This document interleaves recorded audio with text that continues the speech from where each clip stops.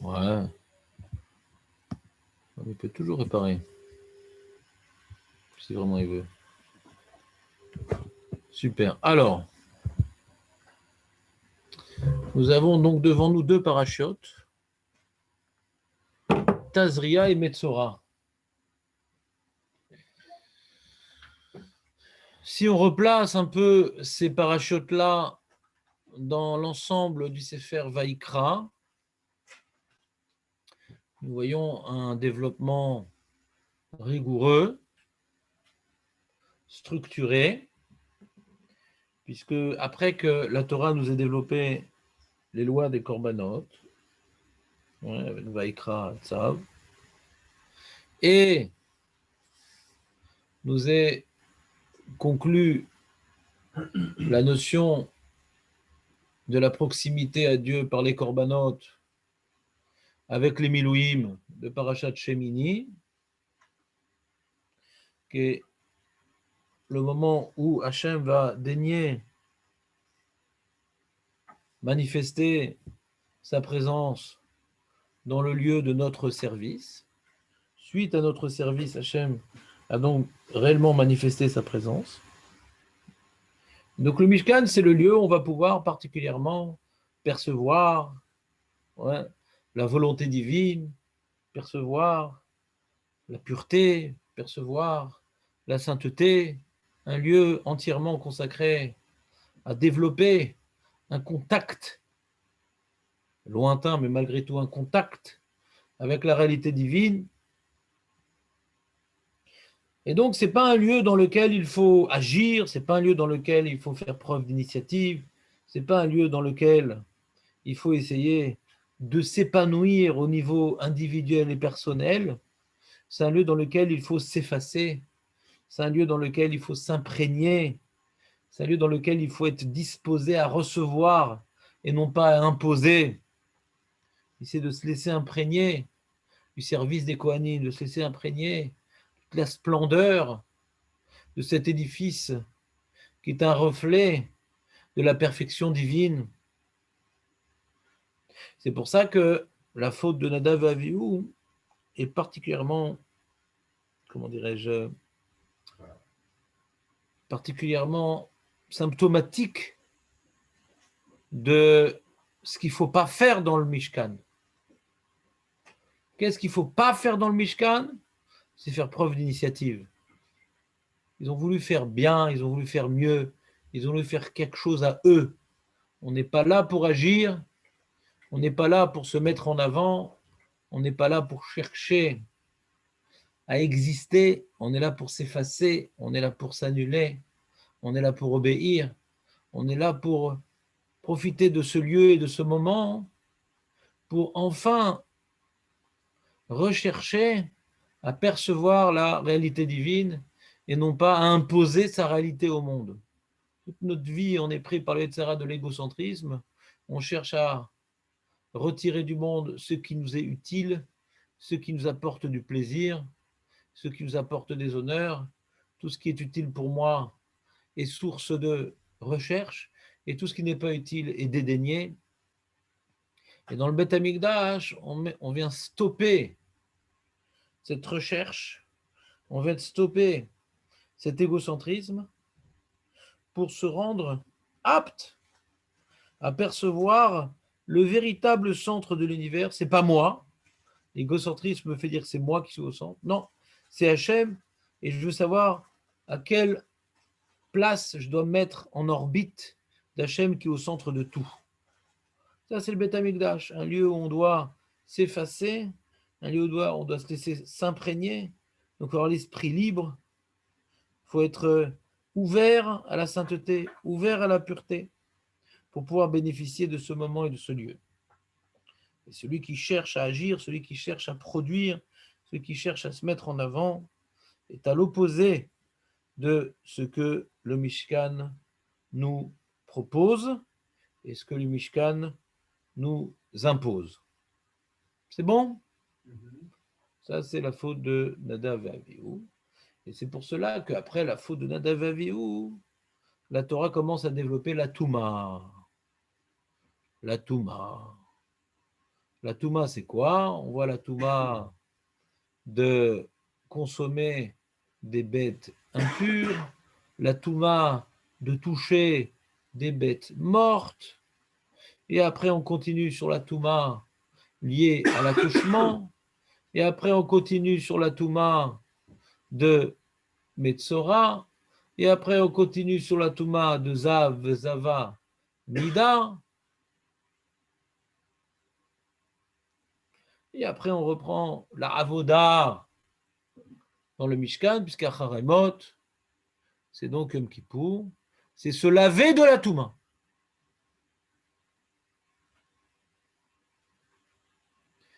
Il y a eu donc un parachat Shmini. On voit la difficulté de bénéficier du Mishkan, de laisser une place à Hachem et de se mettre de côté. Ça, c'est parachat Shemini avec la faute de Nadav Avihu. Ça, c'est la Touma. La Touma, c'est quand maintenant on n'arrive pas à laisser une place à notre corps, à mettre de côté notre corps, pardon, à le neutraliser.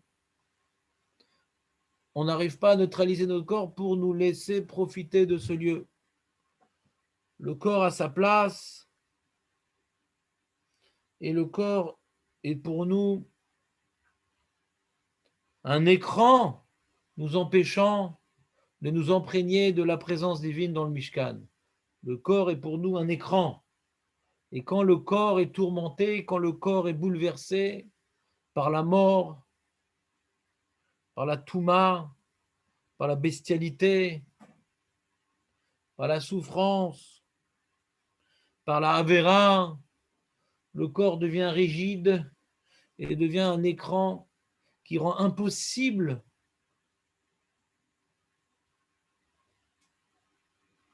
l'enjeu de profiter de la présence divine dans le Mishkan.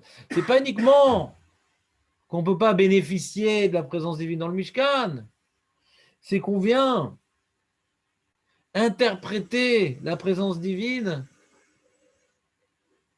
de manière erronée, de manière hérétique. Donc, il ne vaut mieux pas aller au Mishkan. Celui qui est tamé, qui est au Mishkan, il est chav karet.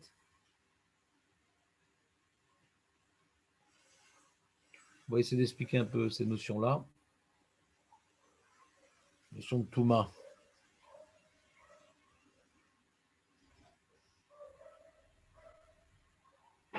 Il y a un certain nombre de Touma. La liste des Toumot qui sont évoqués dans les parachutes que nous sommes en train de survoler, si on veut en faire l'énumération, je vous dirais comme ça.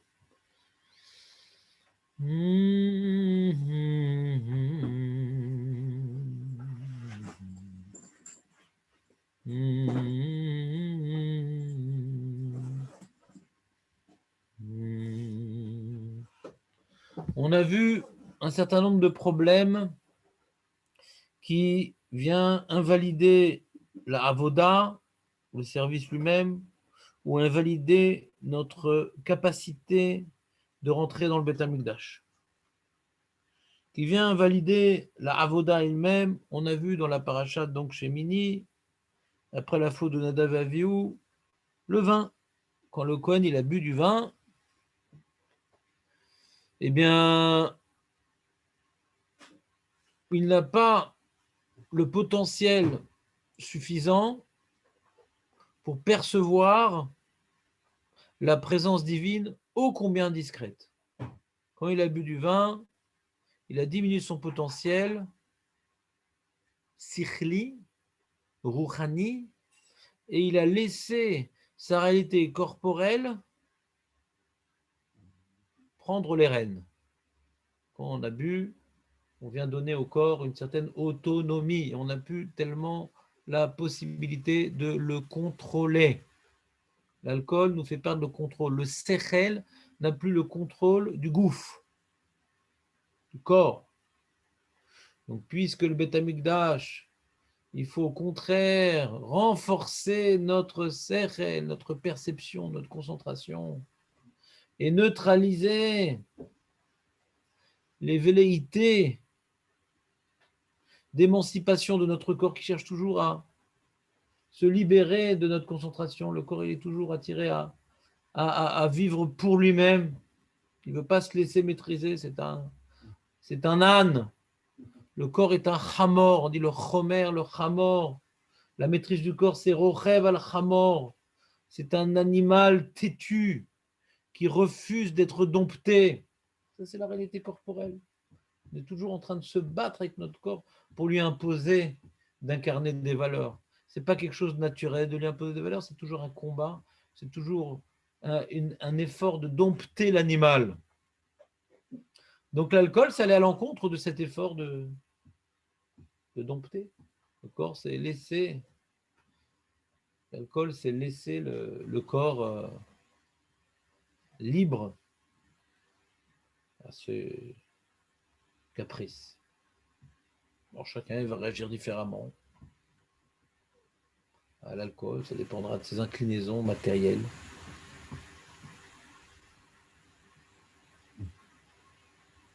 Donc dans ces conditions-là, le Kohen ne peut pas accomplir sa mission, puisque lui il doit entièrement être voué à son service.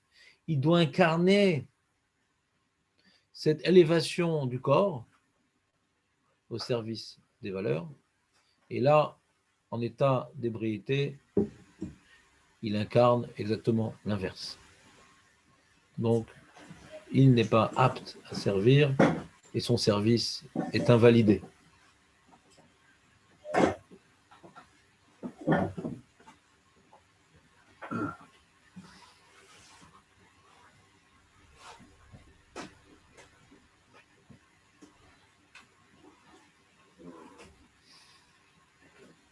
Après, on voit donc la mort,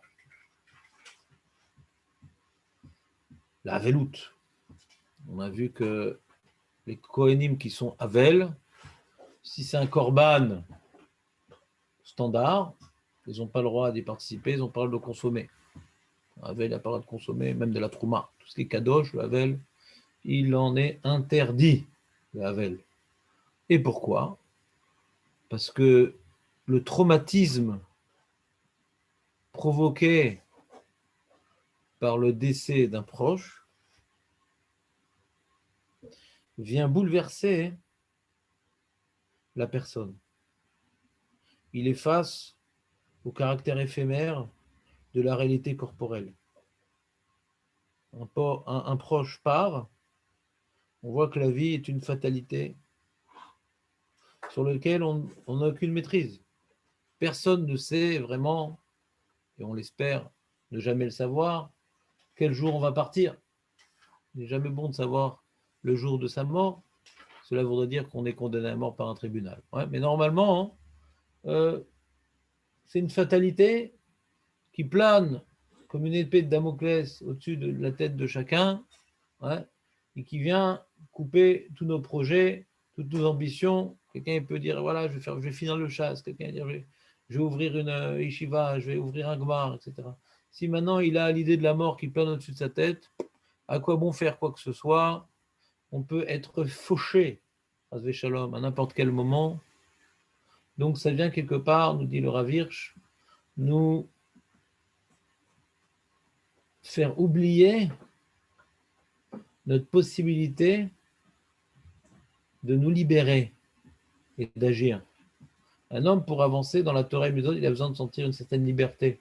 Il est capable, il a un potentiel, il peut s'élever, il a une dynamique, un optimisme. C'est difficile, Torah et Mitzvot. Celui qui n'est pas optimiste, celui qui n'est pas positif, celui qui n'a pas d'ambition, il ne fera pas Torah et Mitzvot. C'est dur. C'est dur, Torah et Mitzvot. Il n'y a pas d'alternative. Ce n'est pas une tova qu'on fait à Hachem, on est obligé de le faire. Mais c'est un combat. Contrairement aux autres religions, les autres religions, c'est tous un choix. Voilà, tu te convertis. Tu as choisi. Mais il n'y a pas de combat. Il n'y a pas de combat. Voilà. Je suis chrétien, je suis musulman, je suis bouddhiste. Il n'y a pas de combat. Chacun avec sa culture, chacun avec ses habitudes. Il n'y a pas de combat. Tu décides maintenant. Ouais. Quelqu'un maintenant qui est juif, même s'il n'a pas décidé, ouais. Rien que respecter Shabbat, c'est un combat. On étudie actuellement la Lachot Shabbat, c'est un vrai combat. Ça a l'air d'être une mission impossible de connaître la halachot Shabbat, tous les détails, ouais, toutes les melachot, même sans rentrer dans le dérabanan, même le doraïta. Qu'est-ce qui est interdit, qu'est-ce qui est permis? Quelqu'un dit, ah, moi, j'ai brave, j'ai pas fait le bac, moi, je suis pas très intelligent. Moi. Et Shabbat, c'est obligé, moi, je suis pas intelligent. Alors, qu'est-ce que tu vas faire? Qu'est-ce que tu vas faire? Tu vas assister au cours, ouais, tu vas pas noter, tu vas pas réviser. Impossible que tu sois chômeur Shabbat. Impossible. C'est sûr que tu vas transgresser. Ah, mais comment je vais faire? Moi, je suis pas intellectuel. Eh ben oui, si tu vas à ta nature, tu ne seras pas chômeur Shabbat comme il se doit. Il y a un combat. Il y a un combat à fournir pour être chômeur Shabbat. Il faut étudier, noter, réviser à différentes périodes jusqu'à acquérir. Mais ce n'est pas quelque chose qui coule de source. C'est pas vas-y, tu fais qui douche et c'est bon. Non.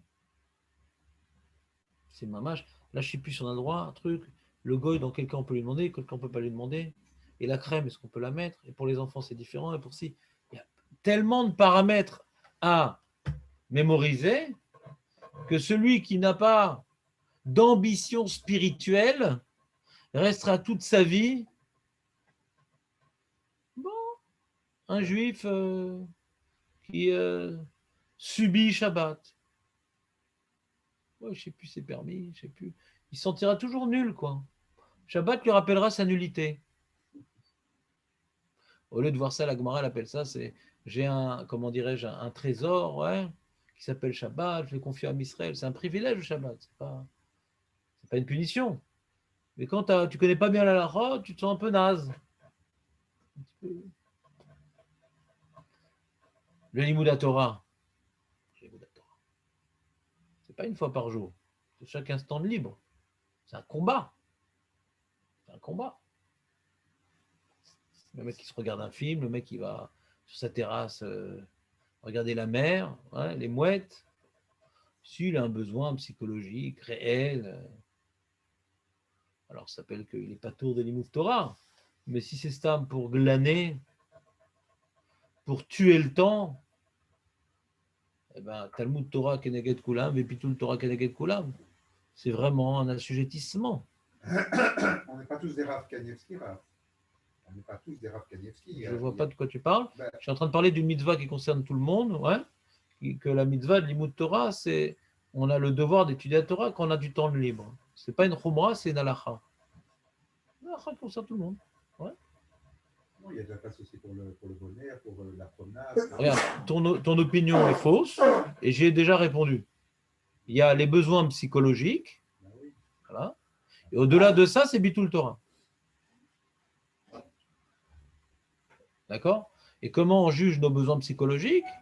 Ben, quand on devait mener une vie professionnelle tendue, on n'allait pas à la mer le matin, on n'allait pas courir à droite à gauche, on n'allait pas regarder des films. On savait tenir un certain nombre d'heures pour occuper une fonction sociale parce qu'on savait que c'était important et qu'il n'y avait pas le choix.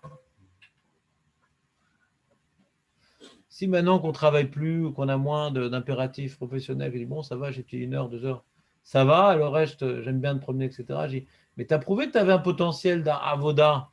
Alors pourquoi dans la Torah, il n'existe plus? Ah oui, mais là-bas, j'avais un cadre. Bah, crée-le, le cadre ici.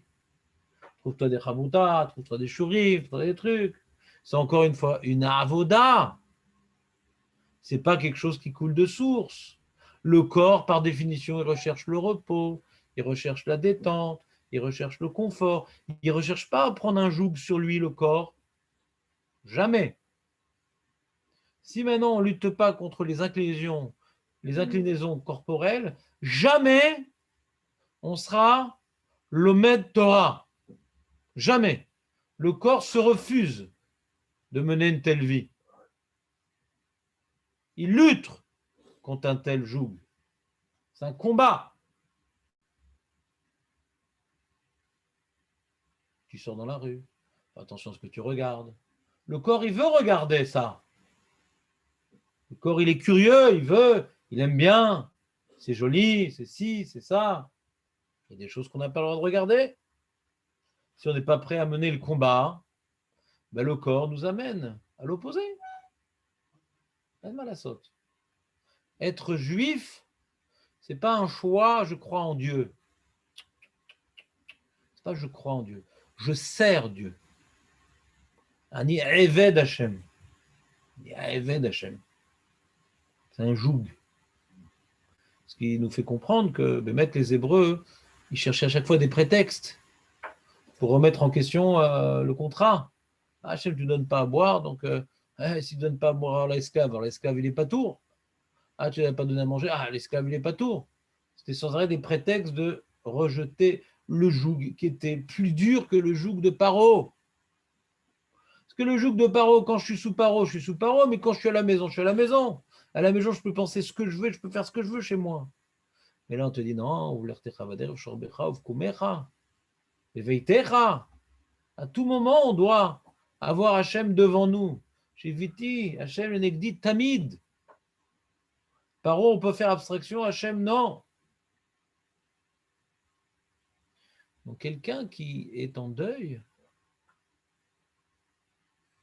il est brisé, il n'a plus de force, il a coupé les ailes, il se trouve, comment dirais-je, consterné par sa misérable condition humaine.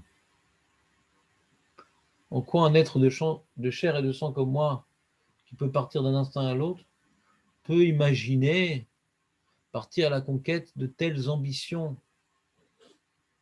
C'est un travail tellement ardu, un travail de tellement de nombreuses années. On n'aime pas travailler, on aime aussi voir des résultats potentiels. Qu'un jour on puisse se projeter que voilà, j'ai réussi à me travailler sur ci, j'ai réussi. Il y a toujours du travail, mais j'ai progressé. Quand on voit la mort, alors on dit bon, on va essayer de profiter de carpe diem, de l'instant présent, mais pourquoi construire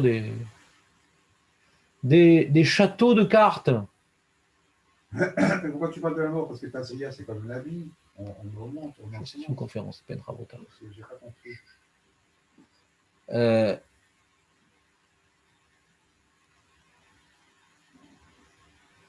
Donc quelqu'un qui est touché par la mort, ou bien par le deuil, ou bien parce qu'il a touché un cadavre ou un animal mort, ouais. Donc son corps est bouleversé, son corps voit sa fin, le corps voit la mort et ça lui rappelle que, sauf, t'es pas un ange, t'es pas un dieu, t'es pas une réalité tellement spirituelle, t'es limité, ça rapporte tes limites, et ces limites, ça angoisse. Il y a un temps pour tout, il y a une fin à tout. Ça brise les ambitions, ça brise l'optimisme. C'est pour ça que toute la notion de mort dans le judaïsme est occultée, parce qu'on a besoin tellement d'ambition. Si quelqu'un il savait il lui reste, je sais pas, pour un exemple, on dit voilà, il te reste 2 années à vivre. Ouais. Il pourrait, dans un certain nombre de cas, ouais, c'est le manque de la Emouna, et bon, à quoi bon d'étudier la Gemara? De toute façon, là, je commence à peine, je saurais à peine traduire les mots, je saurais truc. Pourquoi commencer à faire l'avoda de ci, ça prend tellement de temps. Chaque avoda que la Torah nous impose, c'est à chaque fois un travail colossal. Il n'y a rien de tchic-tchac. Il suffit de faire ça, c'est où? Il y a des mitzvot, ouais, ponctuels. Tu mets les tefilines, tu prends l'oula. Je n'ai pas dit qu'il n'y a pas de mitzvot, un acte isolé. Je parle globalement, la avoda, hein, c'est un travail de la vodata midot, la vodata tefila. On en a parlé hier de la vodata tefila. C'est un travail colossal. Avodat limud Torah. Avodat avat Israël. C'est un truc énorme, avat Israël. Donc si on se sent déterminé par une matière, ouais, qui n'est pas dans nos mains, quoi, c'est-à-dire, on ne dépend pas de ce qui va arriver à notre corps. On ne maîtrise pas la mort. On ne maîtrise pas la maladie. On se trouve complètement désemparé devant ces phénomènes, devant ces événements, devant ces drames. Un homme, pour avancer dans Torah Midot, il doit sentir une certaine liberté d'action. Il peut changer, il peut s'améliorer. S'il se trouve limité, s'il se trouve confiné dans un cadre qu'il dépasse, qui est son corps, ça le dépasse, alors il ne bénéficie plus suffisamment, ouais, d'ambition pour pouvoir s'élancer dans la grande conquête de la Avodat Hashem. Vous me suivez ou pas? Oui, oui. Et donc le Beth Amikdash, qui est le lieu où on recharge les batteries, le lieu de la Avoda, on s'annule aux valeurs divines, on s'annule au Ham Israël, tous ensemble réunis, chacun fait de la place à l'autre. Cette annulation à Ham Israël, cette annulation à Kadosh Baruch Hu, l'oubli de notre réalité corporelle, pour pouvoir arriver à percevoir ces messages d'une puissance et d'une finesse incommensurables, il faut que les traumatismes, que les turbulences, que les bouleversements que le corps a pu, comment dirais-je, subir, eh bien, ne soient pas présents à ce moment-là. Le bouleversement, le traumatisme de ce genre de choses, si maintenant on est dans un deuil, ou si maintenant on a touché un mort ou un truc, ces idées noires, ces idées tristes ne vont pas, comment dirais-je, nous aider à nous élever dans la conquête des mitzvot. Bien au contraire, on va aller au Beth Amikdash et dire, bon, Hachem, donne-moi la brioute, Hachem, donne-moi la refoua, donne-moi la longue vie. Mais c'est pas ça le Beth Amikdash. Le Beth Amikdash, c'est pas un lieu de prière pour pouvoir obtenir la matérialité. C'est un lieu pour s'annuler à Kadosh Baruch Hu. C'est pas un lieu pour renforcer nos ambitions corporelles. Donc si on est dans la crise du corps qui a peur pour lui et qu'on va dans le Beth Amikdash, alors on va s'occuper du corps. Hachem, soigne-moi. Mais c'est pas ça le but du Beth Amikdash. C'est les Shem Shamaim. D'arriver à complètement se mitmasser la Kadosh Baruch Hu. Se mettre entièrement au service d'Hachem et de ses valeurs. Et pas de s'intéresser à notre réalité individuelle corporelle. Parce que je te sens complètement bouleversé, Nathan. T'es enrhumé ou quoi? C'était les propos de la mode, ça c'est difficile. Une allergie quoi au barbecue d'une fête profane? Hein? Comment? C'est vrai? Pollen. Ah, t'es parti ramas de pollen? C'est vrai, t'es bon, bravo. Là, je la note.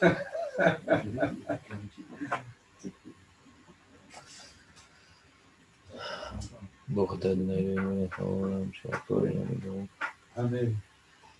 Donc il y a différents types de touma, il y a différents types de bouleversements, différents types de traumatismes qui vient nous fermer à la Gdusha, à la Tahara et à la spiritualité. Hier, on a parlé donc, dans Shmini du traumatisme événementiel. On voit la mort, on touche la mort, on est touché par la mort. Ouais, c'est un événement. Et la Touma, hein, qui est intimement liée à notre corps. Il y a la souffrance de l'accouchement, il y a la lèpre, et il y a, comme on dit chez nous, zivro. Ouais? Zav. Donc on voit c'est des tumot, tout ça c'est des tumot. Tumat, leda, tumat, tsaraat, tumat, ziva, ve, nida. D'accord? Donc c'est parachat, metzora, tazria, metzora. Et là, ces tumot-là également viennent quelque part plonger la personne dans un traumatisme particulier. Alors, au sujet de Metzora et de Ziva, alors, c'est des tumot qui viennent dévoiler une faute, que déjà la personne, elle est elle-même, comment dirais-je, éloignée, tellement éloignée de son annulation à la réalité divine, que même son corps génère des maux qui sont le reflet d'une pourriture intérieure. Donc ça, c'est très grave. Mais il y a des choses qui ne sont pas liées à des avérotes, hein, qui sont des tumot malgré tout, comme tumat leda. Après, on aurait dit, une femme qui enfante, elle apporte la vie, elle apporte l'espoir, elle apporte le bonheur, elle accomplit sa fonction, peut-être mère du Ham Israël, Pourquoi associer à cet événement joyeux, positif, optimiste, constructif, la Touma? Étonnant, n'est-ce pas? Vous savez ce que je parle dans la Touma de la Leda? Non, c'est quelque chose, la Touma de l'accouchement? Oui, oui, oui, les pertes. Non. La Touma de l'accouchement, ça vous dit quelque chose? Vous devriez comme lire la paracha en français, ça aide. T'as un livre de paracha en français? Oui. Et tu arrives à chaque semaine à finir toute le. Non, non. Non, non. On va être franc, mais- Bah, bien sûr, comme disait Clovis, vaut mieux être franc. Ouais.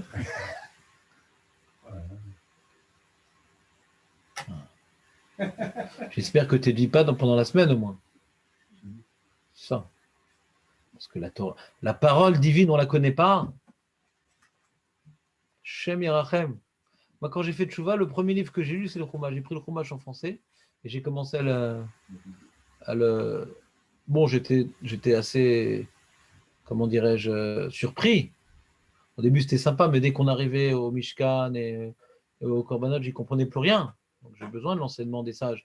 Au début, je voulais savoir ce que Hachem il a dit. C'est comme prioritaire. Qu'est-ce que Hachem nous a dit? Pas qu'est-ce qu'il a dit le Rav Nachman de Breslev, ou qu'est-ce qu'il a dit le Rabbi de Lubavitch, ou qu'est-ce qu'il a dit le Rav Shah, ou qu'est-ce qu'il a dit le Rav Odessev. Qu'est-ce que la Torah, elle dit? C'est sûr que sans ces rabbanim-là, la Torah, elle est sèche, on n'arrive pas à la comprendre.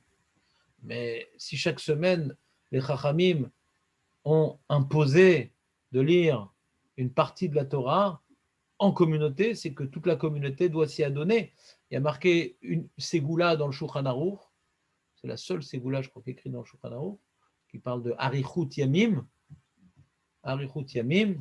d'avoir la longévité, c'est Shne Mikra Vechat Targum, d'étudier la paracha avant de la lire, ouais, 2 fois le verset, et ou le Targum ou le Kilous pour les pros, ou bien Rashi en français pour nous. Donc ça vous changera la vie si vous arrivez à faire le pas de découper en 7 montées les 7 jours de la semaine, pour pas que ça soit un travail trop fastidieux, trop lourd à supporter, parce que la paracha, des fois, elle est longue, comme celle-là. Moi, j'ai eu le temps de finir que Tazria avec Rashi. Il faut maintenant que j'attaque Metzora. Donc, il y a encore du boulot, mais vendredi est long, Bezrat Hashem. Et d'être imprégné des paroles d'Hachem, tous les jours faire une montée, c'est pas impossible. C'est une question d'organisation. C'est pas impossible.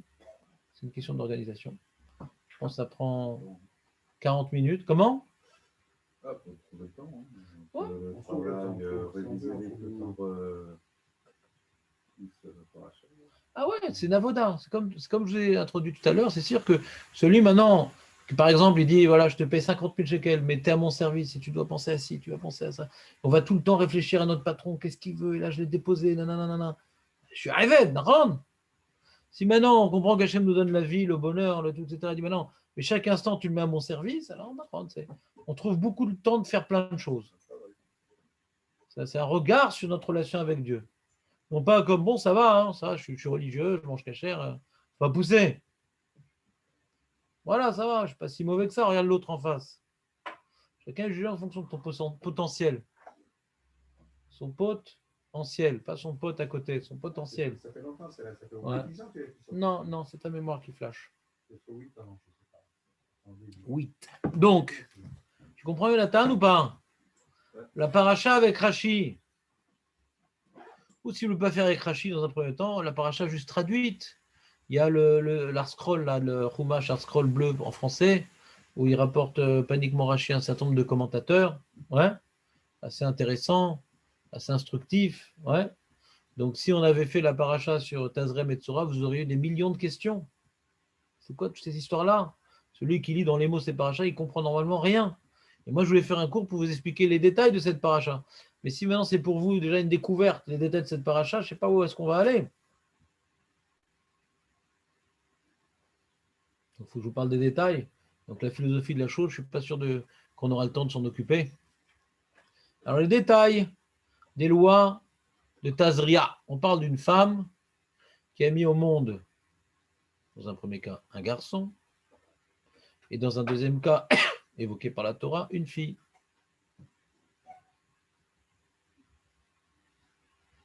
les choses qui arrivent. Et lorsqu'elle met au monde un garçon, elle est tméa 7 jours. Tméa, bien sûr, par rapport au Beth Amikdash, par rapport à manger la trouma, elle est comme une nida. La Torah dit, elle est comme une nida. Tméa à son mari, ce qu'elle touche, elle le rend impure. Une vraie tméa pendant 7 jours. Très très bien. 8e jour, il y a la Brit Mila. La Torah nous le rappelle, curieusement, pourquoi on en parle ici. On parle de la Touma de la femme, on ne parle pas de l'enfant maintenant, on parle de la femme. On dit 8e jour, il y a la Brit Mila. Et après, elle a une période intermédiaire. Elle n'est pas encore purifiée complètement, elle est purifiée partiellement. Comment? Non, pas du tout. Tu confonds avec Nida. Ça n'a strictement rien à voir et non des moindres. Parce que le 8e jour, bien entendu, après qu'elle est au milvé, elle est permise à son mari. Elle est plus tméa. Quoi? Dmetara, pas Yemetara. Pas Yemetara, Dmetara. Même si elle a du sang pendant cette période-là, ça ne la rend pas impure.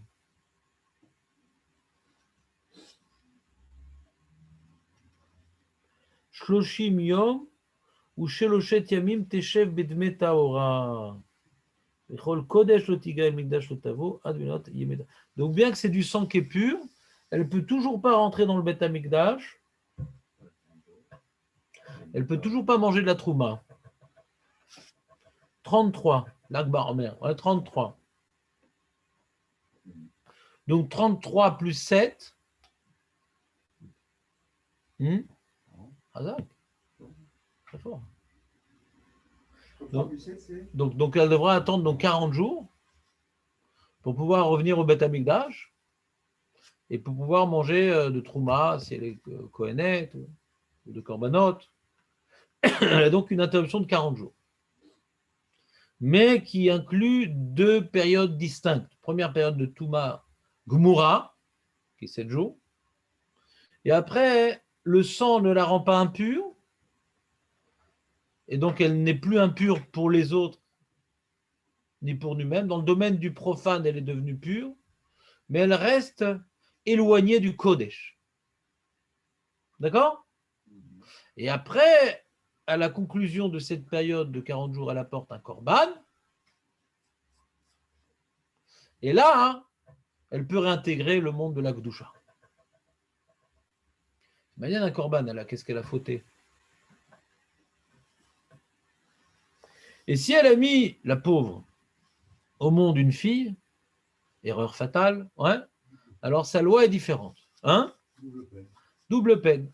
Exactement. Donc, Im nekeva teled, tammea shevuaim kenidata. Là, c'est plus 7 jours de Touma Gmura, c'est 14 jours, qui correspond à 7 fois 2. Comme vous savez, depuis toujours, 14, c'est 7 fois 2 depuis toujours. C'est un élément qui n'est pas lié au Matan Torah. Et après, combien de Dmetara de sang pur elle a? Le double. C'est non plus 33, mais c'est incroyable. Non, après Pessah, on est très très mauvais en maths parce qu'on aime les maths. Mais là, je vois que vous n'avez pas été influencé par cet objet rond et plat.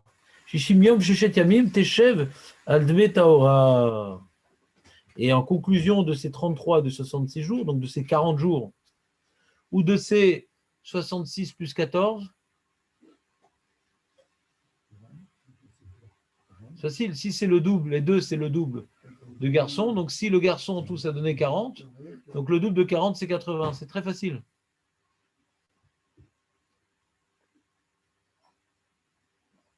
C'est beaucoup 80 jours. Et là, elle va apporter Keves ben Shenato, l'air Ola, elle va apporter un korban Ola, un cadeau à Hachem, Keves, mouton quoi. Ve ben Yona au Thor, un petit pigeon ou une tourterelle, Hatat.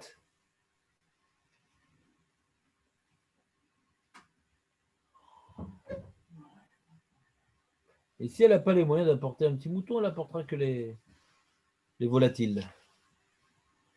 Voilà, on arrive au péricule de guillemets. Et là, on commence. Metzora. C'était sympa? T'as déjà entendu parler de ça? Voilà, c'est Ce que magnifique. j'ai pas compris, Raph, c'est Non, pourquoi. je ne suis pas là pour expliquer. Je suis là pour parler uniquement. Donc, quel est le sens de toute cette procédure de Touma et de Tahara? Donc, elle ne sera, comment dirais-je, ne pourra réintégrer le bétaminage que pour un garçon après 40 jours, donc le 41e jour, et pour une fille, donc 81 jours après son accouchement.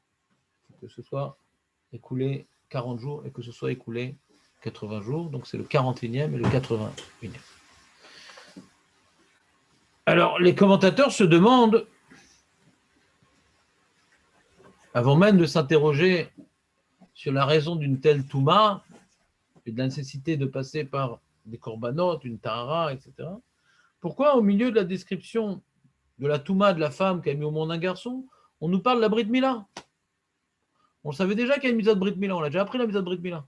Et le 8e jour, on lui fera la Mila, le garçon. Pourquoi on nous parle de ça? On le sait déjà qu'il y a déjà une mitzvah de Brit Mila. On a déjà développé la mitzvah de Brit Mila. Pourquoi on nous la rappelle ici? Une femme qui enfantait un garçon, elle sera tenue à 7 jours. Et le 8e jour, on lui fera la Mila. Et après, elle sera avec du sang pur, mais elle ne pourra toujours pas manger de korbanot et d'aller au Beth Amikdash. Et après, elle apportera un korban, et elle pourra rentrer au Beth Amikdash. Pourquoi on nous parle de la Mila? Quel rapport avec toute la procédure, la Mila? Vous comprenez la question ou pas? Non? On sait déjà la Mila. Qu'est-ce que ça fait au milieu de cette procédure?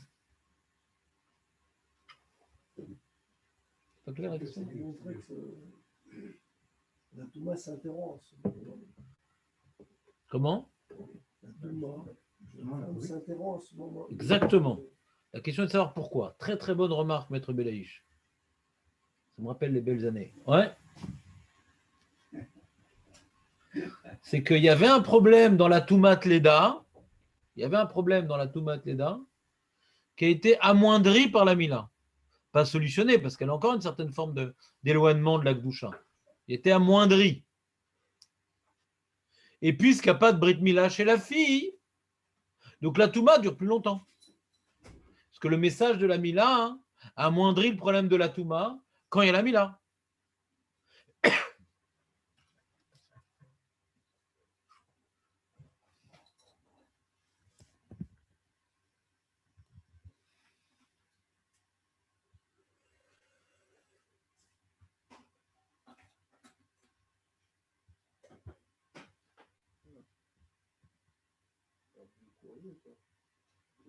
S'il te plaît, c'est moi qui ai le droit de le charrier.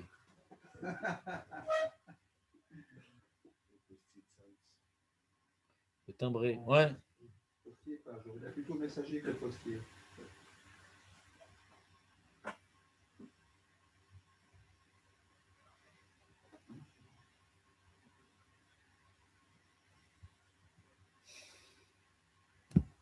On a expliqué tout à l'heure. Ah, Dan, je pensais que tu avais fait le pont. Moi, il n'a pas dit. Non, j'ai l'habitude que tu arrives en retard. Et je sais que je ne peux pas te motiver pour changer tes habitudes. Alors que Dan, j'ai une avamina de transformer ses habitudes. Zarma, Shlombaït. Qui t'a obligé à prier si tard? Ouais. Chazak. Même la table, elle a besoin du tréteau. Ouais. Chazak, Shlomo, Shlombaït. Il dit que tu as une grosse affaire à faire. À 8h30, tu as un gros client, tu verras, ça règle tout le problème de Shlombaït. Tout de suite, ça marche. C'est pour ça que les collèles, il y a des collèles les rêves, des collèles vendredi, etc., où ils donnent de l'argent. Pour la famille, ouais, t'es pas avec moi, ouais, je te ramène de l'argent. Ah, d'accord. Si tu veux, je te pêche le mot.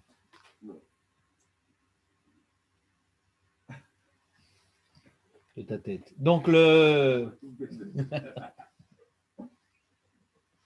Razak. Shlomo. Reprenons. Donc ce que nous avons expliqué précédemment. Comment on a expliqué la Touma, Jonathan, toi qui a une allergie au pollen? Ouais. Comment on a expliqué le problème de la Touma précédemment? C'est difficile, hein? Ça vient après à l'homme, sa petitesse. Ça, comment dirais-je, il est dans des contingences, hein? Il est restreint. Il est coincé dans la nature. Il ne peut pas s'envoler très haut. La mort. Eh bien, l'accouchement, c'est la même chose. Exactement, c'est ce qu'on a dit tout à l'heure. Pourtant, ça donne la vie. Mais l'accouchement, c'est la même chose. C'est que pour pouvoir mettre au monde, il faut passer par toute une période de patience, de souffrance, de libération. C'est-à-dire, la femme, elle est projetée dans une situation où elle subit son corps. Elle veut mettre au monde, c'est une chose, mais c'est pas bien on décide, mais c'est où. Elle doit passer par une période où elle est dominée par les caprices de son corps. Elle peut avoir des envies, elle a des fatigues, elle se sent mal, elle souffre, elle accouche. Ouais. Quelque part, ça lui rappelle combien son corps est un boulet de canon qu'elle doit tirer. C'est difficile. C'est pour ça qu'elle est difficile avec nous.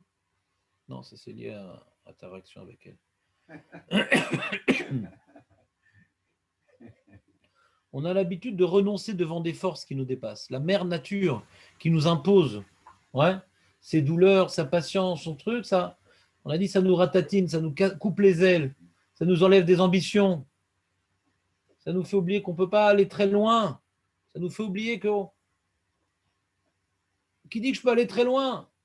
Tout événement, la mort, on a dit déjà, c'est on est condamné à un jour mourir, on est condamné à le corps, c'est lui qui décidera à son moment où le cœur s'arrêtera, où le cerveau s'arrêtera, avec la meilleure volonté du monde, avec les meilleures ambitions du monde, avec la plus grande spiritualité. On ne peut rien faire contre la mort. On ne peut rien faire contre la période de l'accouchement. Et j'y rajouterais à cette idée de Rav Hirsch, une idée plus personnelle. C'est quelque part, quand la femme elle accouche, elle n'est pas tellement différente d'une jument, quoi. C'est-à-dire, elle se trouve dans un état très, comment dirais-je, non, il ne faut pas couper. Elle se sent mamache comme il y a son corps, elle a mal. Ouais, non, pas du tout. Il y a des sages-femmes qui l'aident, elle subit une situation pas du tout honorifiante. Ouais. Il y a une grande chifloute dans l'accouchement. Elle crie. Tu vois, il y a des femmes d'une grande classe, grande noblesse. Une femme qui accouche, c'est vraiment le moment le plus BMI et corporel possible. C'est un grand assujettissement comment dirais-je, à la tyrannie du corps. Ouais, ouais. Chava se sentait libre de faire ce que bon lui semblait. Elle se croyait à l'égal de Dieu en voulant obtenir l'arbre de la connaissance pour arriver à être comparable à Dieu. La punition, regarde, tu es comparable à Dieu, regarde ta triste, misérable condition humaine, soumise à la tyrannie des caprices de ton corps. Aucune maîtrise de la situation, aucune maîtrise. Tellement l'accouchement, c'est tellement un manque de maîtrise. Aujourd'hui, ça s'est amélioré, mais à l'époque, c'était même synonyme de mort, c'est-à-dire l'accouchement. La mortalité lors des accouchements était assez importante. La Gemara dans Shabbat, dans Elikim, parle beaucoup de ça. Ouais, qu'il y a 3 choses qui protègent de la mort, et en particulier de Beshat Ledata. C'est un moment de dîne, un moment où on ne maîtrise plus rien. Tout peut partir en vrille d'un moment à l'autre, même encore aujourd'hui. On ne sait pas ce qui va se passer, on ne sait pas comment va se passer. Chaque fois qu'un accouchement se passe bien, même aujourd'hui, on en est reconnaissant. Parce qu'on n'est pas du tout maître de la situation. La femme peut avoir une santé en béton armé et ça peut être une catastrophe, l'accouchement.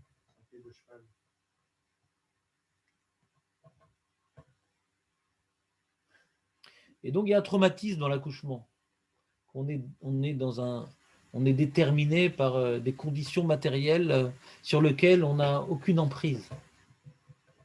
Non. Comme la mort, c'est une forme de mort. Ça nous enveloppe de pensées défaitistes. Ça tourmente notre esprit. Et ça nous empêche donc de bénéficier de l'ouverture de regard nécessaire pour pouvoir entrer au Beth Amikdash et bénéficier là-bas d'une perception très fine de la réalité divine et pouvoir s'effacer à Kadosh Baruch Hu. Le bouleversement de ce drame qu'est l'accouchement, ce drame qu'est la mort, rend la personne, comment dirais-je, imperméable à s'élever vers une spiritualité sans limite. Le corps nous ratatine à notre condition très très limitée. Donc il faut un moment, prendre du recul, 7 jours. Mais lorsque arrive le 8e jour et qu'elle a Brit Mila, t'as entendu la question sur la Brit Mila, Dan? T'as pas entendu? C'est dommage, t'as raté. Pourquoi c'est écrit dans cette paracha? On sait déjà qu'il y a une Brit Mila. On s'en fout de la Brit Mila. On ne sait pas qu'un garçon il fait le 8e jour. Non, parce que ça participe au Ta'alir. Hein? Le Tahara. Pourquoi? Parce que l'idée de la Brit Mila vient directement rappeler à la femme l'élément qui va la revivifier. C'est quoi la Brit Mila? C'est que Hachem il a créé le monde en 7 jours. D'accord? Le chiffre 7 représente le cycle de la création d'Hachem. Alors, dans le chiffre 7, il y a 6 plus 1 en vérité. Il y a 6 jours de création exclusivement matérielle et un 7e jour dans lequel Hachem a voulu nous témoigner, nous dévoiler, nous prouver que le monde n'a pas été créé que pour la matière. La preuve, le 7e jour, Hachem ne fait rien de matériel. Et c'est le summum de la création. Pour dire que la création n'a pas été créée pour être une réalisation matérielle. C'est pas pour faire une tour de Babel qu'on a créé le monde. Créer. La preuve, le summum de cette création, c'est le 7e jour, qui est Kadosh, qui est Mevorach, et c'est un jour où il n'y a aucune création. Aucune création. Et Hachem peut exister, Hachem peut être une réalité réelle sans créer. Il ne faut pas se représenter Dieu comme étant un constructeur. Il existe même s'il ne construit pas. C'est fondamental le message du Shabbat. Maintenant, ce message-là, que le monde n'est pas que matière, il y a une élévation au-dessus de la matière, c'est le jour du Shabbat, il nous a été donné par la Mila. C'est-à-dire que le lendemain, comment dirais-je, après avoir médité au Shabbat qu'il n'y a pas que de la matière et il y a une possibilité de s'élever au-dessus de la matière, Hachem, il donne la possibilité à l'homme de rentrer dans cette alliance. La Brit Mila, c'est un brit, une alliance. On vient sceller une alliance avec Hachem, qu'on est les représentants du Shabbat. On est les représentants que le monde n'a pas été créé que pour la matière. Il faut s'élever au-dessus de la matière. Donc la Brit Mila représente notre engagement dans le dévoilement qu'Hachem a fait le jour du Shabbat. Il ne suffit pas d'être spectateur du Shabbat, il faut s'engager dans le message du Shabbat. Vous me suivez ou pas? C'est pour ça que Brit Mila repousse Shabbat. Parce que c'est plus important l'engagement que d'être spectateur. C'est un jour qu'on doit s'engager. C'est un jour qu'on doit s'engager à, comment dirais-je, matérialiser le message du Shabbat dans la Brit Mila. D'accord? C'est pour ça que la Brit Mila, c'est un hôte. Le Shabbat, c'est un hôte. Que de la même manière que Hachem, il a dit, Léolamo, Dai, il a arrêté la création de son monde, c'est le Shabbat. Et la paracha de la Mila, c'est quel Shakai qui est venu la donner? Celui qui a dit à son monde, Dai, celui qui a dit à la nature d'arrêter d'imposer ses forces, nous ordonne de faire la Brit Mila qui symbolise notre devoir d'empêcher à notre nature corporelle d'imposer ses lois. C'est la restriction des forces corporelles, la Mila. Et la restriction de la nature, c'est Shabbat. Il arrête de créer. Le monde n'est plus en développement. Le monde n'est plus en train de s'agrandir. Il stoppe la création. Il stoppe la nature. Et il vient lui donner une maîtrise. C'est la maîtrise de la nature le jour du Shabbat. Tout ce qui a été créé rentre dans un cycle. Ça, c'est Shabbat. Cycle, c'est donc quelque chose de cadré. Il n'y a rien de nouveau. Un cycle, c'est une maîtrise de la création. Vous me suivez ou pas? C'est compliqué? Oui, c'est compliqué. Hein? C'est pas très clair la relation. Oui, parce que Qu'est-ce qui n'est pas clair? Je ne vois pas trop la relation entre la rue et la Dan, tu saurais l'exprimer? Ah, donc j'ai pas été clair. Non, je pourrais. Non, non. Alors je reprends. C'est pas moi, c'est Ravirch. C'est pas de ma faute. Donc je reprends. Les 6 jours représentent la matérialité qui se développe, qui se développe, qui se développe. Et la terre, et le ciel, et le végétal, et l'animal. La matière qui emplit le monde. C'est les 6 jours. La matière qui remplit le monde. Rome, c'est ça les 6 jours. Shabbat, il n'y a qu'une création.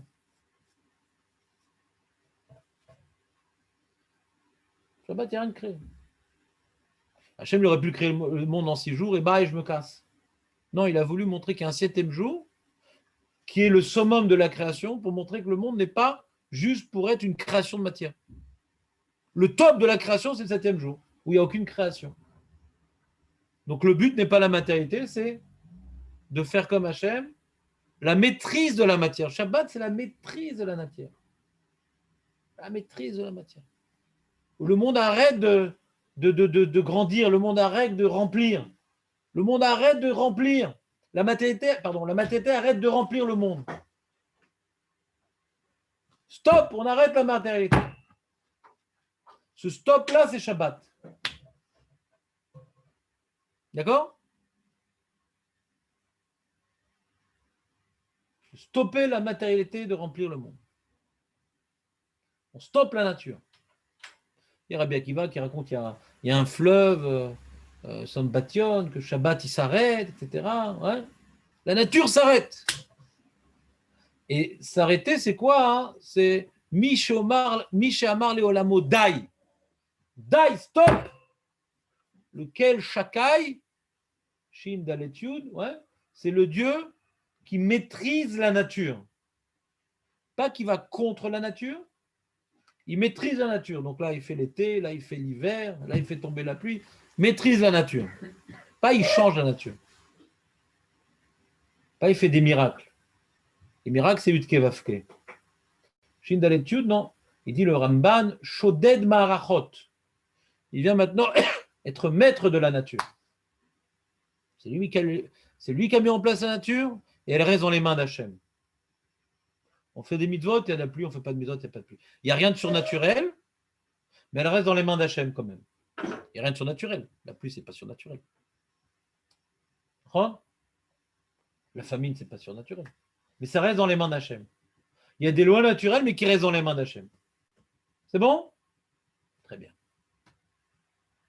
Et donc, ça, c'est le Shabbat, où la création, l'envahissement de la matérialité dans le monde a été stoppé par Dieu. C'est un jour où il n'y a pas de création de matière. Donc, c'est un jour de maîtrise de la nature. Et tout le Shabbat, l'essentiel de le Shabbat, comment nous le vivons, on maîtrise la nature. On se retient. On se retient. On a besoin de cuire, on a besoin de transformer. Non, aucune transformation, aucune création.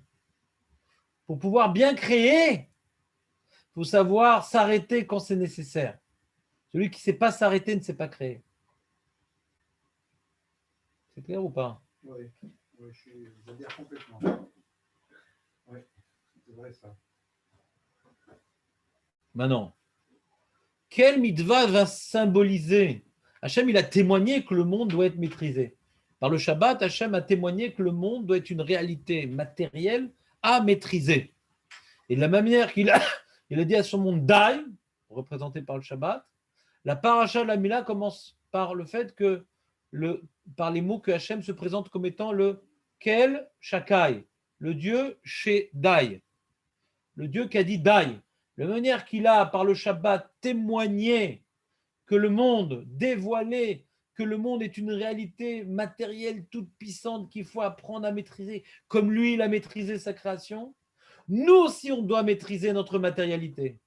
Et c'est la Brit Mila qui vient représenter notre engagement dans le message du Shabbat. Le Shabbat est une réalité, un témoignage sur lequel on n'est que spectateur.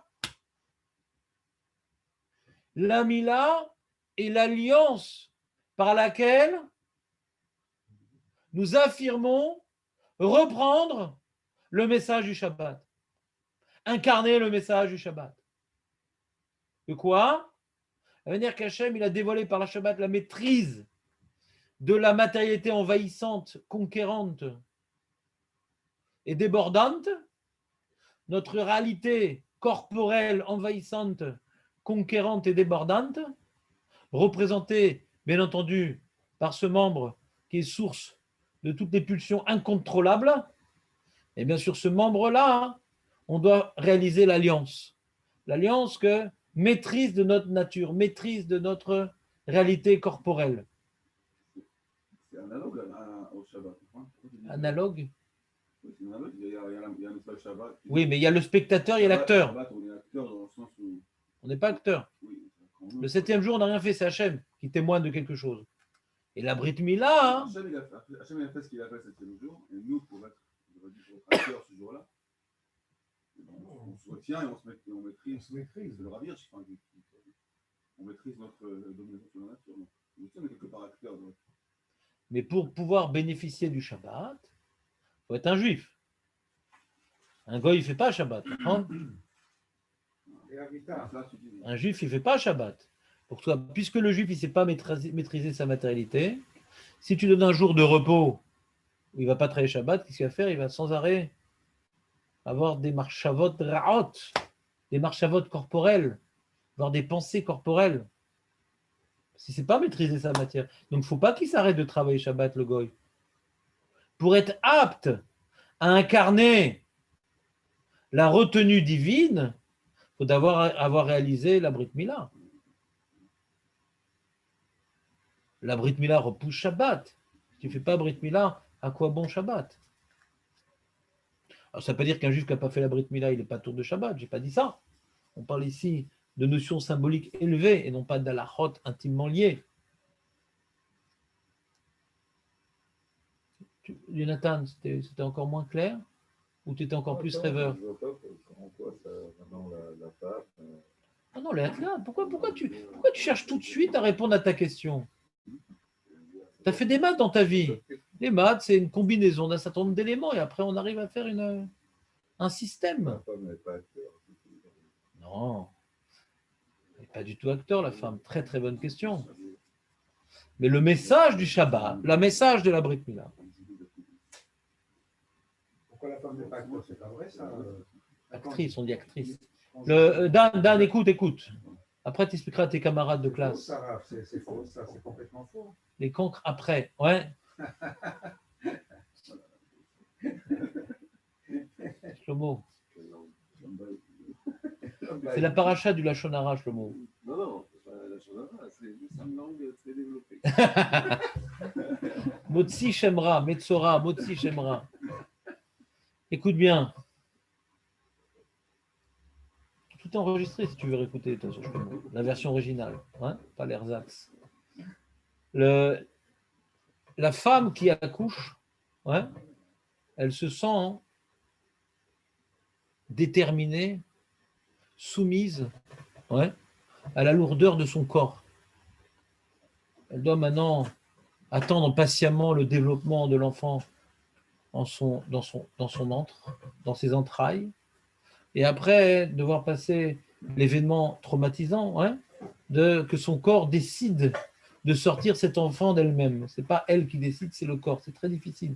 Il y a une retenue du corps et la femme doit quelque part s'émanciper des retenues du corps. D'une part, le corps il fait des contractions pour pousser l'enfant, mais d'autre part, la souffrance fait que le corps se refuse de faire sortir l'enfant. Le corps refuse. Et la femme, elle doit lutter. Et donc, elle se sent vraiment sous domination de sa misérable condition corporelle humaine. Elles ne se sent pas maîtres de s'élever au-dessus de la réalité corporelle parce qu'elle en a subi le traumatisme par l'accouchement. La Brit Mila, nous rappelle qu'il est vrai qu'il y a des cycles naturels, qu'il y a une nature incontournable, mais cette nature, cette matérialité, ce corps, peut et doit être mis au service de la spiritualité, être élevé. La Brit Mila, qu'elle vient maintenant réaliser ou assister ou savoir que son fils, celui qui a entraîné ce traumatisme, qui l'a mis dans une telle difficulté de se sentir subir les douleurs de son corps, le long cycle de la grossesse et de l'accouchement, le fait de réaliser la Brit Mila sur celui qui est à l'origine de ce traumatisme l'aide à recadrer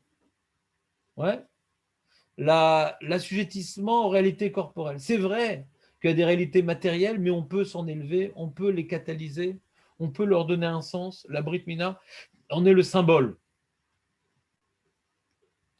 Ce premier message qu'est la Brit Mila ne sera pas suffisant pour que la femme puisse réintégrer le Beth Amikdash et manger des corbanotes et manger de la trouma.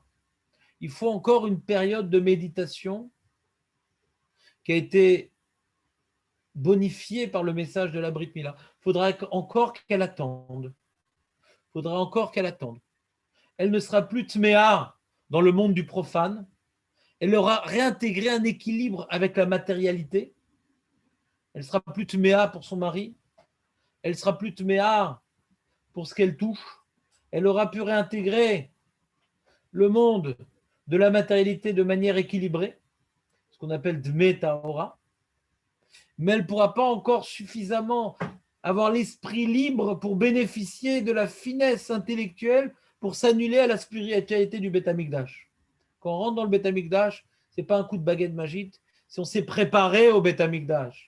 On s'est libéré de toutes les idées, de toutes les angoisses, de tout l'égocentrisme qui gravitent autour de nous. Pour pouvoir entrer en Beth Amikdash, il ne faut pas avoir l'angoisse de la mort, il ne faut pas avoir le sentiment d'être soumis à une corporalité incontournable. Donc, elle a besoin encore d'une période bonifiée par la Mila, accélérée par la Mila, pour encore prendre du recul avec l'événement de cette corporalité envahissante, pour arriver dans le Beth Amikdash sans avoir un corps qui fait écran avec la Shrina. Le corps a imposé ses caprices, elle doit remettre le corps en retrait. Elle a besoin d'une période de méditation bonifiée par la Mila.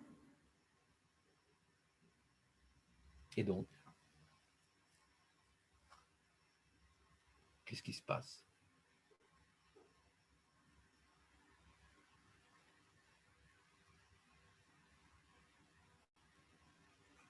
Quand elle met au monde une fille, par contre, qui n'a pas de Brit Mila. Donc maintenant, ce n'est pas un message hautement symbolique qui va la remettre sur les rails de la avodat, sur le travail de contenir le sentiment fort d'être écrasé par la réalité matérielle qui nous entoure. Notre destinée, elle est déterminée par des choses qui nous dépassent. Donc, qu'est-ce que je peux changer à ma vie? Qu'est-ce que je peux changer à mes habitudes? Il y a l'irréparable, l'incontournable mort, l'incontournable maladie, l'incontournable caprice des corps. Donc ça, la femme a en elle la capacité de méditation spirituelle qui, au bout de 2 semaines, va pouvoir, elle a besoin d'une semaine de plus pour arriver au message de la Mila. C'est-à-dire qu'un juif, une descendante de Sarah et Manou, ouais, une Bat Israël, qui a vécu un tel traumatisme qui lui fait avoir des pensées défaitistes. C'est bon, qu'est-ce qu'on fasse de toute façon? On est limité par la mortalité, le corps est plus fort que nous. Attends, le temps fait bien les choses. Elle va pouvoir s'éloigner de ce traumatisme par le temps. Si c'est une fille, c'est par le temps. Et donc 2 semaines vont lui être suffisantes pour s'éloigner de ce traumatisme et réintégrer un regard équilibré avec la matière. Elle ne peut pas bénéficier de la Mila, mais elle n'est pas condamnée à la Touma parce que la Bat Israël a tendance à s'élever vers le spirituel. Donc le temps va être profitable pour elle. Mais comme elle est restée 2 semaines dans le traumatisme du défaitisme devant la tyrannie du corps, elle aura besoin 2 fois plus de temps pour intégrer le Beth Amikdash. Comment? Le traumatisme, il est plus long que la suite. Pas du tout. Non. C'est pas du tout ça que j'ai voulu dire. Pas du tout ça le message. Par la brite. Non, c'est que le message de la brite l'élève de son traumatisme. Et quand c'est une fille, il n'y a pas de brite. Un peu le baby blues. Le baby blues. Les femmes font souvent des dépressions après les naissances. C'est pour ça qu'il faut si les elles n'ont rappeler. pas bien fait ce processus, peut-être que ça peut être la cause. Ouais, tu dis que la dépression de la femme après l'accouchement, c'est peut-être ça. Ouais, c'est peut-être ça. Et ça explique la Touma de Nida aussi. Ouais. C'est que la femme, elle se sent complètement subordonnée à son corps par Nida. Elle a un cycle, elle subit le cycle de la nature. Elle est fatiguée, elle a mal à la tête. Ouais. Elle sent le règne absolu de son corps auquel elle ne peut en aucun cas s'émanciper. Elle est condamnée, ouais, à se sentir subordonnée à son corps. Voilà. Et elle a besoin, encore une fois, d'une période de méditation, ouais, qui est donc 7 jours. Pour sortir de la Nida, il y a besoin donc de 7 jours. Ça suffit. Zava, il y a besoin de Shiva Nekim. Shiva Nekim, qui est les 7 jours où elle n'a aucun écoulement de sang. Nida, non, il n'y a pas besoin de 7 jours. Nekim, il y a besoin, à partir du moment où elle a eu du sang, si le 7e jour elle n'en a plus, elle peut se tremper au mikvé. Et comme aujourd'hui toutes les femmes sont Safek Nida, Safek Zava, donc on est marmire de considérer toutes les femmes Ziva, c'est pour ça qu'elle a besoin de Shiva Nekim, de vérifier que pendant 7 jours elle n'a aucun écoulement. Ce qu'on appelle une Zava. Quand une femme est dans ce cycle-là, il ne faut jamais lui demander comment ça va. Ouais, parce que ça va très mal. Elle te dit Ziva, Ziva. Ouais. Ziva, il y avait Quand on dit Ziva comment aussi. ça va, elle te dit Ziva. Ouais. Oui, il y avait Ziva. Exactement. Donc, la femme vient vivre un petit accouchement, ouais, en étant Nida, et on a résumé l'accouchement non pas donner la vie. Si l'accouchement c'est donner la vie, alors la Nida c'est l'inverse. C'est une ovule qui n'a pas donné la vie. Mais si le problème de l'accouchement c'est pas donner la vie, mais de subir les cycles naturels dans lesquels on n'arrive pas à avoir une possibilité d'en émanciper, donc on redevient terre à terre et on en oublie notre possibilité de changer notre vie, changer nos habitudes, maîtriser notre corps. Toute notre travail d'Hachem, c'est maîtriser notre corps, mais quand notre corps il nous impose ses caprices, alors on en perd les espoirs, on en perd les ambitions.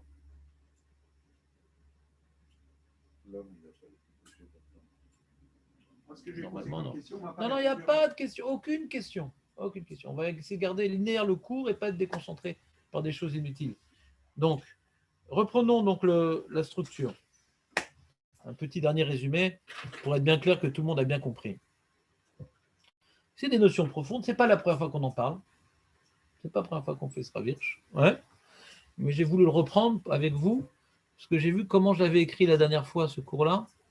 Il n'était pas assez structuré sur la Vierge, donc j'ai voulu le reprendre avec vous de manière plus rigoureuse.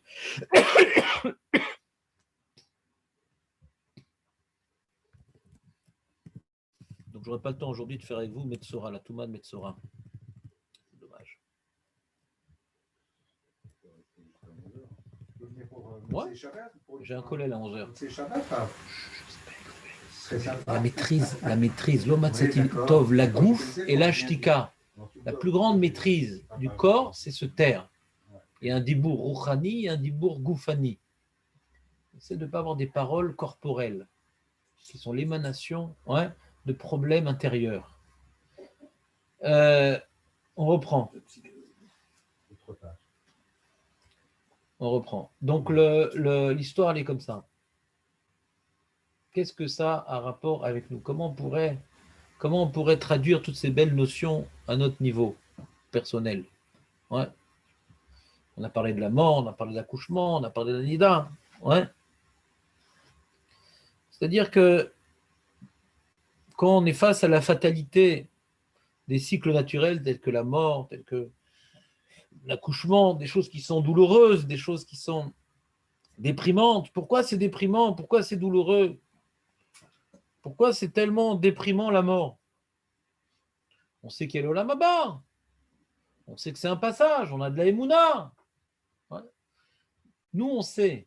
Mais le gouffre, lui, il est bouleversé. Parce que pour le gouffre, c'est la fin. Pour le gouffre, c'est la fin. La femme, elle sait qu'elle met au monde par l'accouchement. Mais pour le gouffre, c'est une souffrance. Il y a ce qui est généré, mais n'importe que la mort génère le lamaba et la mort génère triatameti, mais le gouffre lui-même, il est perdu, quoi. Il y a une certaine. Donc, quand maintenant on sent que le gouffre, il est pas dans nos mains, quoi. La mort, c'est pas dans nos mains, l'accouchement, c'est pas dans nos mains. On se sent pris comme dans le cycle. Tu sais, il y a, comment dirais-je, il y a le règne animal, il y a le règne végétal, il y a tout un monde matériel avec une certaine déterminisme, quoi. Il y a les instincts, c'est impossible de lutter contre l'instinct, c'est impossible de lutter contre les lois naturelles. Toutes ces lois naturelles qu'Hachem il a fixées dans le monde et auxquelles nous sommes soumis, auxquelles nous devons subir en permanence, ça nous fait oublier la possibilité de changer les choses, la possibilité de dépasser ces choses-là. On fait partie d'une certaine réalité naturelle et c'est comme ça. C'est ma nature, c'est comme ça que j'ai été éduqué. Tu ne pourras pas me changer. C'est pas à cet âge-là. Ouais. C'est la nature humaine. Tout le monde fait ça. C'est l'ennemi numéro 1 de la Avodat Hashem. Le monde matériel qu'Hachem a créé, c'est pour nous donner les mérites de nous en émanciper. Toute la difficulté de faire Torah et Mitzvot, c'est de savoir bouleverser les réalités naturelles qui semblent être impossibles à dépasser. Nos habitudes, on a l'impression qu'on ne peut pas les changer. Donc la mort, c'est une fatalité auquel on ne peut pas échapper. La souffrance de l'accouchement, on ne peut pas y échapper. C'est comme ça. Ça nous rappelle qu'on est projeté dans un monde dans lequel nous n'avons pas de libre arbitre. Il dit le Rav Hirsch, Zenogen lecherut amussarit. Ça s'oppose à la liberté d'action dans la construction morale. L'homme peut bouleverser sa vie et transformer sa nature. À quoi bon? Pourquoi je vais commencer maintenant? Je vais commencer, je vais finir le chasse, mais si Chazé Shalom, je meurs, et si Chazé Shalom, à quoi bon commencer là? Je ne sais pas c'est quoi la date, le temps que j'ai, le truc. On est contraint des réalités qui nous dépassent. À quoi bon s'élancer? À quoi bon espérer? À quoi bon ambitionner? Les éléments ne sont pas de nos mains. On peut Chazé Shalom tomber malade, on peut Chazé Shalom mourir, on peut Chazé Shalom avoir des événements qui nous empêchent de réaliser. On est contraint à notre réalité corporelle qui subit des cycles et des morts. Par exemple, tu vois, des fois, quand on commence à étudier, on commence à un truc, qu'est-ce qu'on a? Il faut dormir. Des fois, on est fatigué, il faut dormir. Et des fois, des gens, ils peuvent faire plein de choses, ils ne s'endorment pas, quand ils commencent à étudier, ils s'endorment. Ouais, c'est vrai. Mais pourquoi tu prends un somnifère? Prends une mara. Toi, tu n'as pas ce problème d'âne. Tout le monde a ce problème-là. Pourquoi je ne saurais pas l'expliquer, mais, mais là, je suis en train d'essayer de donner un élément de, pas de réponse, mais de méditation. Ouais. La mort, c'est quoi la mort? Ouais. La mort, c'est quoi? C'est la reine du règne de la matière, quoi. La mort. La matière, elle a une fin. Toute matière a une fin. Spirituelle, c'est éternel. La matière est limitée, la matière est faite pour avoir une érosion jusqu'à une disparition totale. Ouais, c'est la matière. La matière est faite pour disparaître. Et l'olamazé, tel que nous connaissons, et tel que nous dit les sages, n'est pas éternel. Ce olamazé va disparaître, et c'est ce qu'on appelle le olamaba. Il n'y aura plus d'olamazé. Une disparition totale de la matière. D'accord? La matière est faite pour disparaître. Et donc tu veux étudier, tu veux faire des mitzvot. Non, tu as besoin de dormir. Dormir, c'est une forme de mort. C'est l'impossibilité d'agir. C'est quelque part, il y a comment dirais-je, c'est aussi déprimant la fatigue. C'est déprimant le sommeil. Tu ne peux pas aller au bout de ta spiritualité. Alors, je me rappelle quand j'ai fait tchouva, que j'ai voulu étudier la Torah, je voulais étudier nuit et jour. Vous savez, bon, je suis le Mashiach, pourquoi pas? Ouais. Nuit et jour. Et je voyais qu'à 1h30 du matin, je commençais à être fatigué. Et j'étais énervé. Ça me rappelait ma triste condition corporelle. Le sommeil aussi est source de coupeur d'aile, d'ambition spirituelle. Tu veux aller étudier, tu es fatigué, tes trucs. Tu sens la lourdeur corporelle qui te limite dans tes ambitions spirituelles. Tu aimerais après le travail aller écouter un shiur, mais tu t'endors. Qui dit que je suis fait pour écouter la Torah? Le corps, il est toujours en opposition à tes ambitions spirituelles. C'est fatigant. Il y a une lutte contre eux. Hachem, il a fait que le corps, il connaît la mort tous les jours. C'est le sommeil. Tous les jours, on connaît les limites de notre corps. Et il y a le long sommeil, qui est celui de 120 ans, mais tous les jours, on a un petit peu de mort qui nous montre qu'on est limité. Donc, est-ce que maintenant, on admet le caractère limité imposé par le corps, ou on gère ce problème-là en disant, je vais dépasser. Comment je vais dépasser? Mais je voulais dormir. Comment tu veux que je dépasse ce problème-là? Comment tu veux que je dépasse? En gérant les moments où tu ne dors pas. Ah, mais on va tous mourir. En gérant les jours de vie que tu as. On va mourir, mais qu'est-ce que tu... Mais là, tu es encore vivant, là, qu'est-ce que tu veux? Ah, je vais devoir dormir, ça sert à quoi d'étudier le chasse? Je ne vais pas pouvoir étudier le chasse d'un coup, je vais devoir aller dormir. Pourquoi tu veux que j'étudie le chasse? Le temps, maintenant que j'ai du temps, je le fais. Combien de temps? Est-ce que je vais pouvoir finir? Je ne sais pas. Mais maintenant, j'essaie de donner un sens à cette matérialité. Je donne une direction à ma corporalité. Est-ce que je vais pouvoir finir, devenir un Rosh Yeshiva, devenir un tzaddik, devenir... Lo alecha melach mort, tu ne sais pas où tu vas arriver. Les ambitions, ce n'est pas de devenir, c'est d'être. Maintenant, je suis dans le move. Qu'est-ce que je vais devenir? Ça dépend de mon corps. Hein. Est-ce que mon corps tiendra suffisamment longtemps? L'odeur. Est-ce que mon corps me donnera les forces de pouvoir écouter le shiur? L'odeur. Mais je vais y aller, on va essayer. Je vais y aller, on va essayer. Il y en a qui récupèrent très bien pour toute la journée. Super, un grand moment de récupération. Ouais, le cours. Ça détend, c'est vrai. Ouais, il n'y a plus besoin de faire la sieste. Il est déjà quitte. C'est chaud. Donc on est toujours confronté à la mort, on est toujours confronté à la fatigue, on est confronté à la maladie.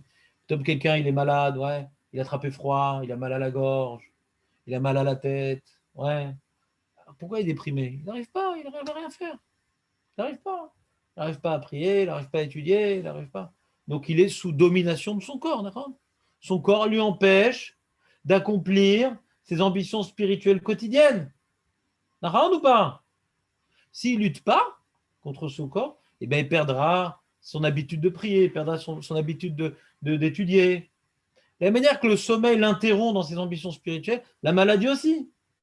Et sans arrêt, il doit essayer de maîtriser le cycle naturel de la vie pour ne pas être soumis aux caprices de la vie. Mais non, je vais quand même aller étudier. Je vais quand même aller prier. Ça n'a pas l'air d'accord, Léon. Je suis d'accord, je dis juste que c'est très difficile des fois. Voilà, moi, je suis en train de lutter là, je dirais. Ça fait une demi-heure, j'ai les yeux qui veulent dormir. Ah ouais? J'arrête pas de lutter là. C'est difficile. C'est parce que le message n'est pas très intéressant aussi. Pardon? C'est que le message un peu... Non, pas du tout, au contraire, il est intéressant. Je ne sais pas si vous captivez. Il y a un seul remède pour le sommeil, Rav. C'est de casser son sommeil, faire un petit contrat de socle, et tu es beaucoup plus en forme que si difficile tu d'aller de lutter fais sans en permanence au sommeil. Non, en permanence, il y a des hauts et des bas. On voit que la femme, il y a des moments de sommeil, il y a des moments de touma. Hachem a fait qu'il y a toujours des hauts et des bas. On ne peut jamais être comme ça. C'est comme c'est une lutte. Tu dors, tu as la touma, tu es un peu déprimé. Le matin, il faut que tu te reprennes. Et la maladie, il faut se reprendre. Ça serait facile si on serait dans une courbe exponentielle. Parce que mitzvah, goret, mitzvah. Dans un événement qui fait de la peine, il y a une dispute, il y a un deuil, il y a un truc. Sans arrêt, il faut se relever de ce déterminisme matérialiste. On vit dans le monde de la matière qui nous envahit. Il y a 6 jours de matière et il y a un jour pour nous en émanciper. Il y a une journée et il y a la nuit. Comprenez?